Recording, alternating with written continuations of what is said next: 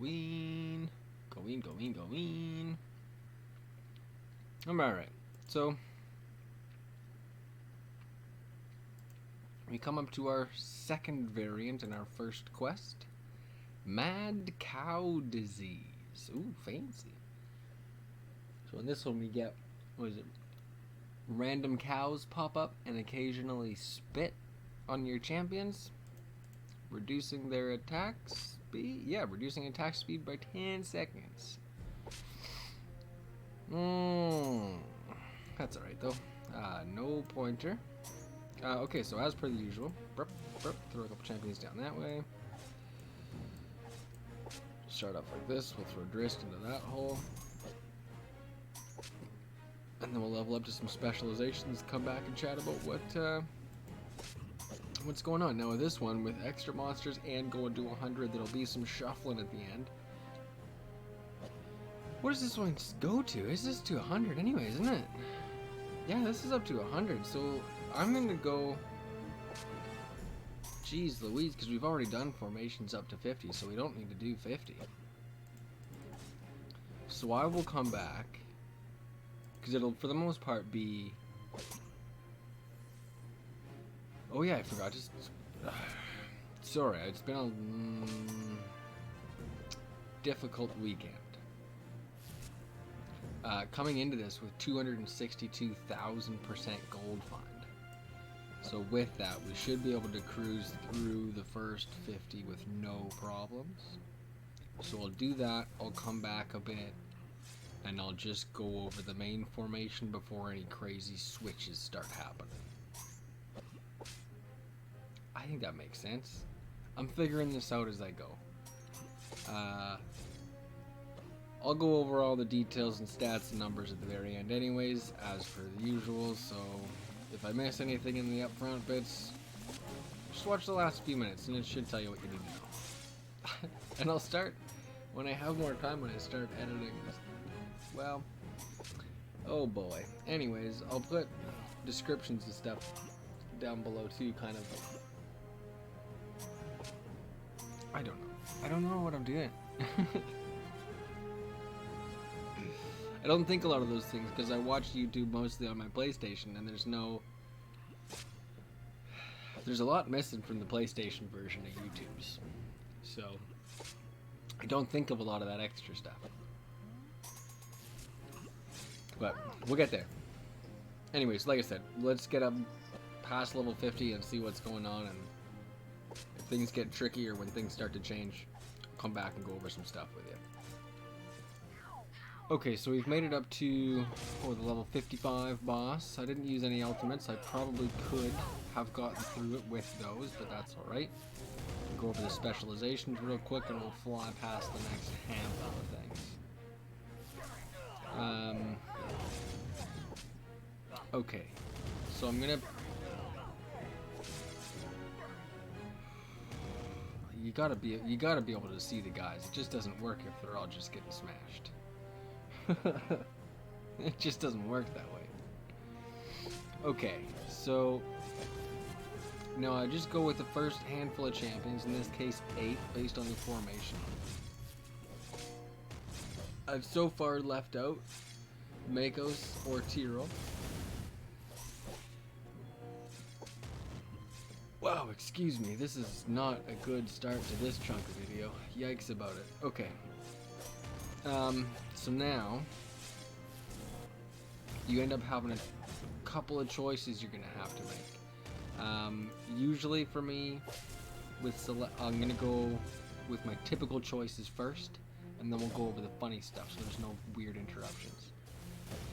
With Celeste, I go War Domain over Life Domain, always damage over health.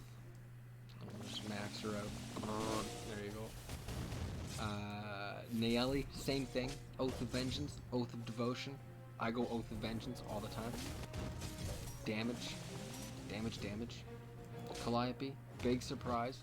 College of Valor over College of Lore.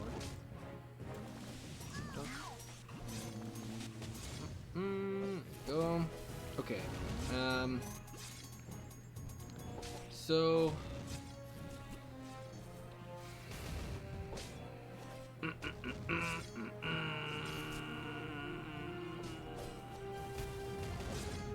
the big choice here is who you're going to pick for Ashara specialization. If you want to have humans or elves. Or I guess at this, well, I don't know how much we get worth Archon, so he's not necessarily a great choice here. So you want to go elves and dwarves or humans. If you go elves and dwarves, you can't use Hitch. So that's wasted money. Go with Delina. And then you're pretty much pigeonholed into just those two with nobody else. And you only get the 3 people for Ashara's bonus buff, Paragon, Akir, Sabal. Whereas if you go with humans, I've already got 4 in my party. And I can switch out my primary damager with a higher level champion later on. Although some of the buff is lost, but we'll get into that later. So, whatever. I'm gonna go with humans for the sake of this. Stop dilly-dallying and thinking about it. We'll just go with it. Okay? Okay. So we're gonna have Minsc as our primary damager. He's chaotic good. Now the nice thing is that with our extra man, our buddy Tyrell here, we're gonna pick him right away. Even though he's just gonna stand up front. Blort. Heyo, there you are. He can go there. And then also, because Minsc has low charisma, I don't know if...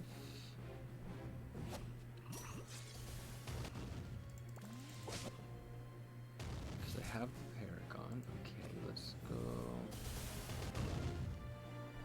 Let's not worry about it, because Hitch isn't actually buffing Minsc. Okay, so the idea here is... And I can't afford his specialization yet? Come on! I'm trying to make a video here! 3.4. Okay, whatever. I'm just gonna run like this for a bit, and then we're gonna make a choice between Makos and Hitch, and we've got Tyrell's specialization choice coming up as well. For Hitch specialization right now, I'm just gonna go extra friendly. Why not? And since cows are the extra funny spit on kill your party things, I'm gonna go with beasts in the hopes that that makes sense for Minsc's specialization.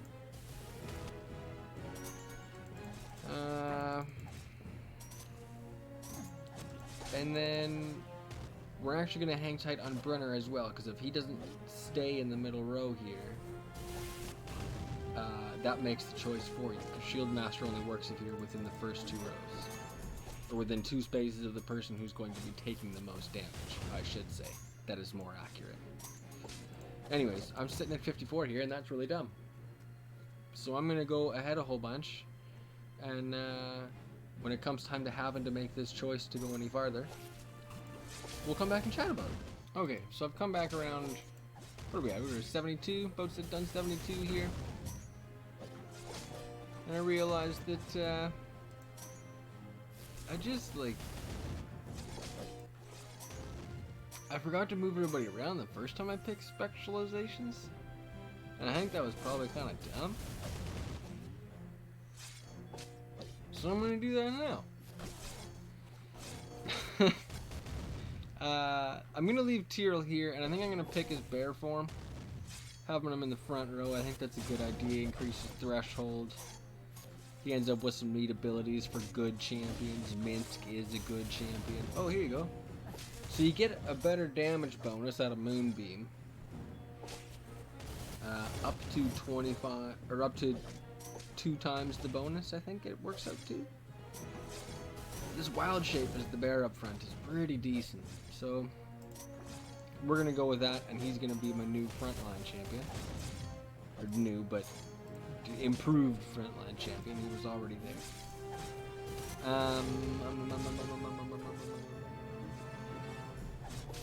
I'm going to put Celeste and Nayeli in my second row.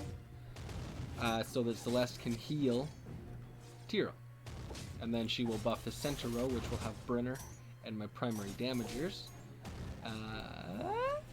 Yes, Ashara and Minsc. Because now that Ashara's got that human buff, I increase damage of human champions by 7,000%, and it applies to Ashara. So that's pretty fun. Blort. increase those bond abilities, and you notice the damage decrease there. That's, I don't know. There you go. Switch that around, change things up a bit. I think it's something to do with when you upgrade them, it resets the abilities, and something tricky. I don't know. You just shuffle about, get a few more abilities, spend a few more coins. It'll all work out. Okay, and then our last fella, Brenner. We're gonna pick a Shield Master. With a 250% bonus, plus he gets all those crazy upgrades in between. He's the first guy to have a specialization unlocked, and he's the last one to pick, excluding Makos, who's not in the party. Although then there is the question,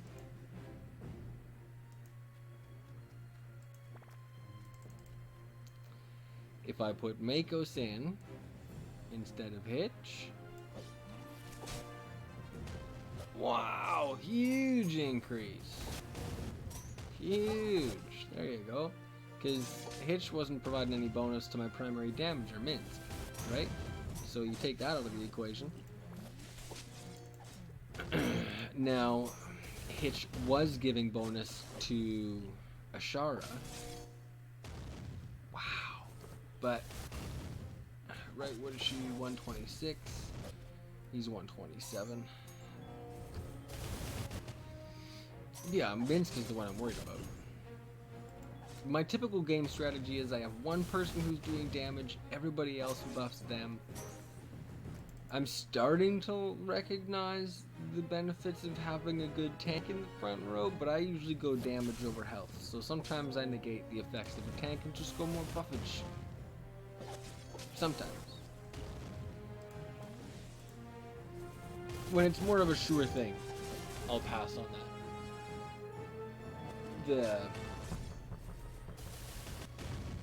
I'll pass on the health and stuff. There you go. What was I talking about? Wow, wait. My brain's in a space today. Anyways, enough of that. What do we got here? 20 odd levels to go? Okay, listen. I'm gonna warp us to the end and just stop rambling at you, because I think this one's getting long. I'll figure out how to deal with the first hand. I guess I should be pointing this way. With the first handful of levels, I'll find a way to deal with them quicker next time. You know, where I'll just start at like level 70 or something. I don't know. I'll figure it out. Wow, okay, so watching YouTube in the background, didn't notice this creep all the way up to level 100 already. Whoops. Here's, chop. Here's hoping we can make it through it. Yeah, apparently these guys are fiends, huh? Well, only time will tell. Quasit? Also fiend. Come on, get in there, everybody. Make sure you don't take a bite out of you. Garm. Perfect. Minsk. Go for the eyes, man. Perfect. There you go. That's beat. Heyo. Continue. I'm gonna go over things. Okay. So we'll go from slots 1 to 12 on my hero bench. Brenner, we picked Shield Master. Celeste, we picked War Domain. Nayeli, we pick Oath of Vengeance. Jarlaxle is leader of the Brigandere. Calliope, College of Valor. Ashara bonded with humans. Minsk, I picked beasts because of the cows. Depending on what your gold find is, though, maybe you would want to pick something that lines up more with what those last couple bosses will be. If you can do that, I don't know if Fiends is an option for him. Hitch, he was in for a bit, but once I had Makos and Tyrell, he came out. Makos goes in, he picked his non-adjacency positive damp, so Dark Blessing, I think it's called. Let's check. Dark Blessing, yes it is. And then with Tiro we picked his Wild Shape to go for his tanking abilities in that one. In a 10-man formation I would usually use him as a damage buffer and go with Moonbeam instead. I do prefer that one, but considering where we're at, it's definitely more beneficial to go with his Wild Shape for this particular setup. Anyways, that's that one, and I guess I will see you tomorrow for the second variant of our second quest. I don't know what it is, but I'll go over it tomorrow. Okay, well, thanks for watching. What do they always ask? Like, comment, subscribe, all those things, they apparently help. Apparently, I don't know. Stuff and stuff, whatever. Thanks for watching, I'll see you tomorrow.